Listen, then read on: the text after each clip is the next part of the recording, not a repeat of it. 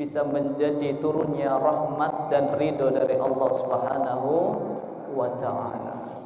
Salawat beriring salam semoga Allah tetap mencurahkan kepada junjungan kita, suri tauladan kita, Nabi Agung Nabi Muhammad sallallahu alaihi wasallam, satu-satunya Nabi yang kita harapkan syafaatnya kelak di yaumil qiyamah nanti. Amin amin ya Allah ya Rabbal alamin. Syaitanir rajim. Bismillahirrahmanirrahim. Ya ayyuhalladzina amanu taqullaha haqqa tuqatih. Tadi sudah disampaikan di awal penghujung waktu antara maghrib dan Aisyah, telah dijelaskan begitu gamblang, begitu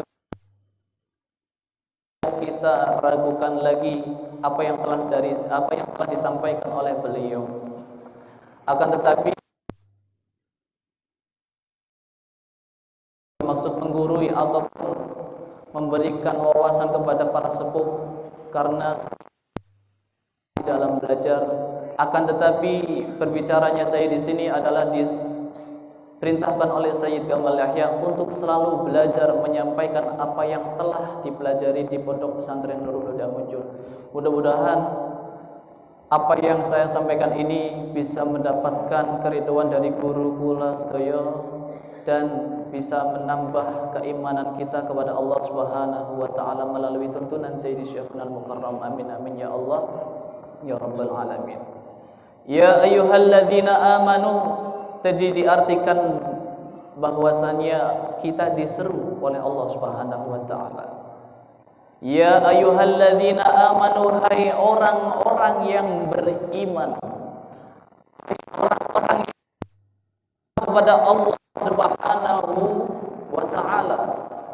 Yang disebut Allah bukan manusia, bukan ya ayuhan nas, tetapi yang Allah sebut dalam surat Al-Imran ayat 102 adalah ya amanu, orang-orang yang memiliki iman di dalam dirinya. Siapa itu orang yang beriman? Orang itu bisa dikatakan sebagai orang yang beriman ketika dua komponen, yakni yang pertama asyhadu alla ilaha illallah. Itu para hadirin, kaum Nabi Isa alaihi salam mengimani Allah Subhanahu wa taala, akan tetapi ketika turun Rasul akhir zaman, beliau para umat Nabi Isa tidak meyakini akan adanya Rasul setelah Nabi Isa alaihi salam. Maka orang yang percaya hanya kepada Allah Subhanahu wa taala, maka tidak bisa disebut dengan ya ayyuhalladzina amanu. Ini yang paling penting. Bisa dikatakan kita sebagai orang yang beriman bukan hanya asyhadu alla ilaha illallah, akan tetapi kita harus mengimani selanjutnya wa asyhadu anna muhammadar rasulullah. Ketika dalam diri kita, ketika dalam jiwa nafs kita sudah ada syahadatain, maka kita layak dipanggil oleh Allah sebagai orang-orang yang beriman. Amin amin ya Allah ya Rabbal alamin. Akan tetapi para hadirin yang dimuliakan oleh Allah Subhanahu wa taala, jangan bangga dulu, jangan berbahagia dulu ketika diseru oleh Allah Subhanahu wa taala disebut sebagai orang yang beriman. Akan tetapi ada pointer-pointer yang perlu kita ketahui lebih dalam dan lebih luas lagi. Orang itu bisa dikatakan beriman apabila memenuhi 3 syarat. Iman. Percaya enggak? Percaya. Apa buktinya? Nah, ini yang paling penting. Percaya kepada tuntunan Sayyidi Syekhuna Al-Mukarram? Percaya. Buktinya apa? Ini yang paling penting. Kepada para Rasul Allah, wali Allah, Khalifatul Rasul, percaya. Tapi nah ini para hadirin yang dimuliakan oleh Allah Subhanahu wa taala, Kita tidak bisa dikatakan sebagai orang yang beriman ketika tidak mempunyai 3 komponen utama, yakni yang pertama iqrarun bil lisan. Lisannya dulu ngomong asyhadu an la ilaha illallah wa asyhadu anna muhammadar rasulullah, dibarengi hatinya juga mengimani apa yang kita ucapkan. Kita yakin tidak ada Rabb yang berhak disembah kecuali Allah Subhanahu wa taala. Kita yakin tidak ada rasul utusan Allah yang terakhir kecuali Nabi Muhammad sallallahu alaihi wasallam. Kita tidak boleh meyakini kecuali satu guru yang menuntun jalan selamat dunia akhirat kecuali Sayyidi Syekhunal Mukarram. Ketika kita keluar daripada itu, kita bukan disebut orang beriman. Ketika kita di luar daripada orang yang percaya dengan Sayyidi Syekhunal Mukarram telah diutus di zaman akhir ini, maka orang asyhadatain.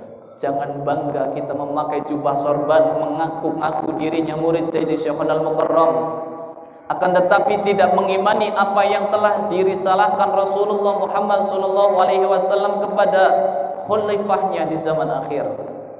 Tidak cukup kita meyakini dan membenarkan apa tuntunan Sayyidi Syekhunal Mukarram yang telah dihadirkan di zaman akhir ini ketika kita tidak melakukan apa yang telah dituntun oleh guru kita Sayyidi Syekhunal Mukarram. Itu bukan hanya lisan yang kita ucapkan, bukan hanya yakin dalam hati, akan tetapi yang ketiga yang paling penting hadirin. Sebelum melangkah ke yang ketiga, ada salah satu yang lebih penting dari kedua poin ini. Apa itu? Ketika kita asyhadu an la ilaha illallah wa asyhadu anna muhammadar rasulullah, yakin dengan Allah, yakin dengan Rasulullah. Kalau misalkan kita tarik penjelasan ini ke konteks asyhadatain, kita yakin berarti yakin kepada tuntunan Sayyidi Syekhunal Mukarram. Maka ketika kita yakin, para hadirin, jangan cuma yakin di dalam hati, kita minta baiat kepada Sayyidi Syekhunal Mukarram atau setelahnya. Oleh karena itu para hadirin, kita baiat masuk asyhadatain mengikuti tuntunan Sayyidi Syekhunal Mukarram, iqrar bil lisan, dan hatinya mengimani apa yang telah diutus oleh Allah Subhanahu wa taala. Kemudian tidak hanya sebatas itu perjalanan menjadi orang yang mengaku dirinya asyhadatain, ada 4 yang perlu kita lalui dalam kehidupan syarat menjadi muridnya Sayyidi Syekhunal Mukarram. Apa itu? Tunzina, duha tahajud, modal karcis. Ini yang paling penting. Ikrarnya dilakukan di dalam diri kita. Ketika kita sudah bisa melakukan itu, maka ikrar bil arkannya sudah jalan. Ketika kita duha tahajudnya nggak jalan, berarti kita belum sempurna imannya. Ketika duha tahajud kita nggak jalan, tunjina kita nggak jalan, masih dipertanyakan keimanan kita kepada tuntunan Sayyidi Syekhunal Mukarram. Ketika modal karcis kita belum berusaha untuk melaksanakan, patut kita curigai, apakah saya benar-benar diaku oleh guru kita atau tidak, para hadirin. Maka inilah yang paling penting sebagai fondasi untuk mengikuti tuntunan Sayyidi Syekhunal Mukarram.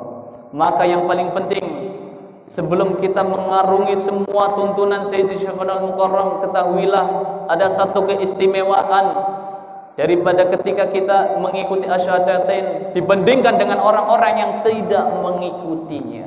Apa itu?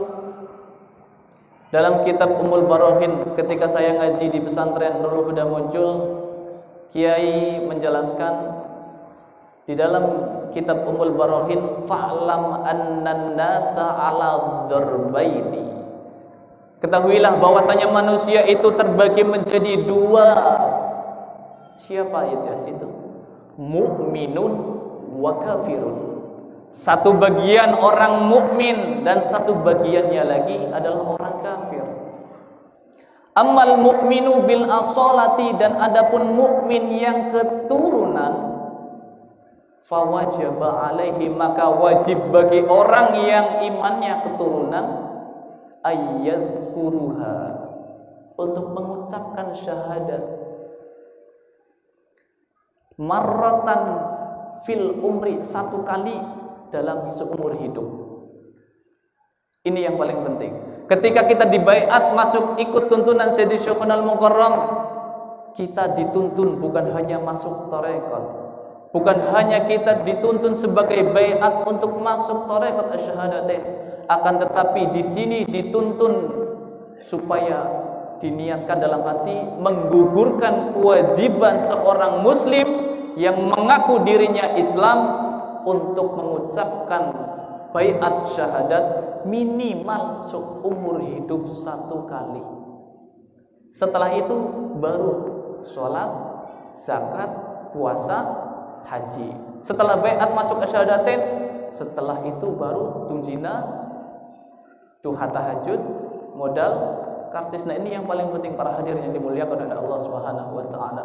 Inilah adalah konsep-konsep yang perlu kita lalui dalam mengarungi kehidupan, bekal untuk menjadi wali-walinya Allah Subhanahu wa taala yang telah diberikan oleh guru kita Sayyidi Syekhunal Mukarram.